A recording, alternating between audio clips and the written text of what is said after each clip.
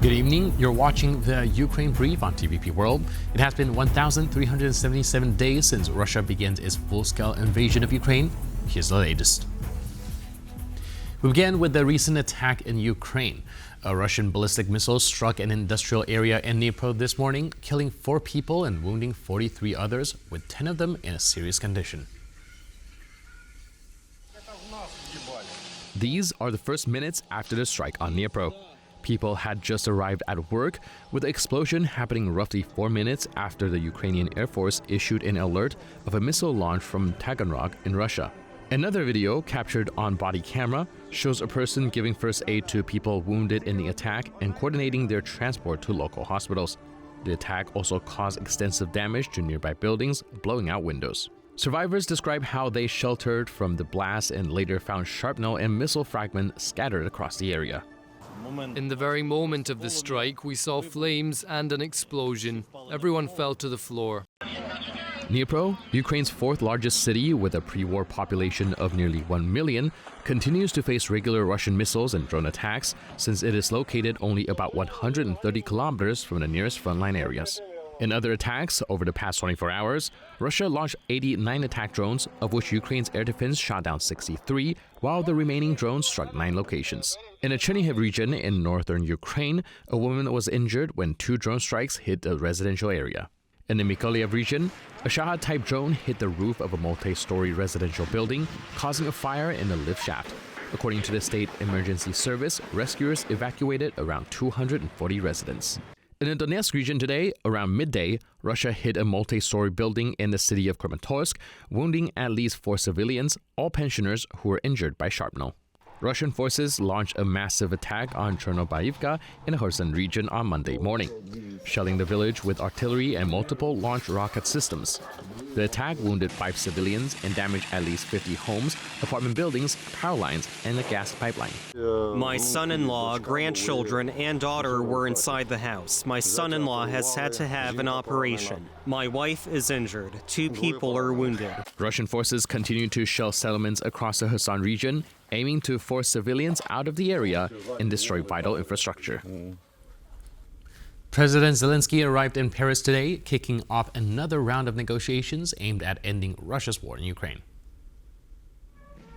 Zelensky's visit comes amid ongoing revisions to a U.S. draft peace framework that has drawn sharp criticism from Ukraine's European allies, who argued it leans too heavily towards Moscow's demands. French President Emmanuel Macron has reiterated that he is pushing for a fair and lasting peace and has urged Western partners to be ready with firm security guarantees. French officials say the 2 leaders are reviewing the state of the conflict, possible foundations for an enduring peace, and the security assurances that Ukraine would need.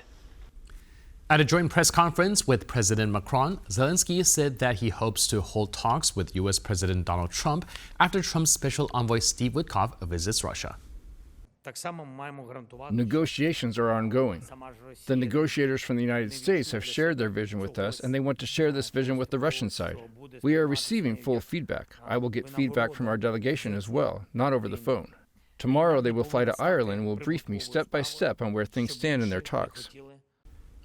Following a political shakeup in Kyiv involving the president's chief of staff, senior U.S. officials met with their Ukrainian counterparts in Miami on Sunday to discuss the proposed peace plan. Over the weekend, U.S. and Ukrainian officials met at the negotiating table to discuss the proposed peace plan to end Russia's war against Ukraine. On the American side was Secretary of State Marco Rubio, as well as President Trump's special envoys Steve Witkoff and Jared Kushner. The Ukrainian delegation was headed by the head of Ukraine's National Security and Defense Council, Rustam Umerov. This follows the removal of President Zelenskyy's chief negotiator, Andrii Yermak, who was dismissed amid a widening corruption scandal involving several senior members of Zelenskyy's cabinet. Yermak had led peace talks with Secretary Rubio in Geneva earlier last week, but just days later, on Friday, he was ousted as the scandal intensified. Meanwhile, President Trump has expressed frustration at the corruption scandal, saying it is, quote, not helpful in the United States' push for a peace deal between Russia and Ukraine. You just said that Ukraine has a little bit of problems. Well, we have a corruption situation going on, which is not helpful. While details from Miami have not yet been shared, Umarov is now traveling to Paris, where he will meet President Zelenskyy to brief him on the outcome of the talks. Additionally, Steve Witkoff is traveling to Moscow, where he is expected to meet President Putin tomorrow to discuss the peace plan. Zelenskyy is seeking a new head of the presidential office following Andrii Yermak's resignation last Friday amid allegations of corruption. Among the frontrunners is Mikhailo Fedorov, who has served as Minister of Digital Transformation since 2019 and became First Deputy Prime Minister earlier this year.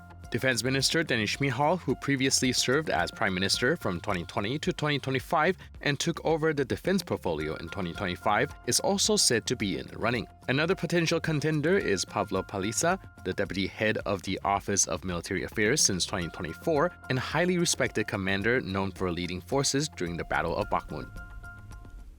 Ukraine and the Netherlands signed an agreement today on the joint production of drones within both countries. Additionally, the Netherlands announced that it will allocate an additional 250 million euros to support Ukraine with F-16 ammunition, air defense missiles, and unmanned systems. I just announced that we will contribute another 250 million in support to Ukraine through the Pearl initiative. On a daily basis, we see heavy air attacks in Ukraine. We see also the devastating impact on energy, but also on the daily life of Ukrainians. And the only way to help them in short notice is by delivering out of American stock. So air defense missiles, F-16s ammunition, the things that Ukraine is needing the most. On the sidelines of the EU Council meeting in Brussels today, Dutch Defense Minister Ruben Brekelmans and Ukrainian Defense Minister Denis Shmyhal signed the Built with Ukraine agreement on the joint production of drones in both countries. Quote, "This strengthens our joint security, resilience, and innovation," Brekelmans wrote on X today.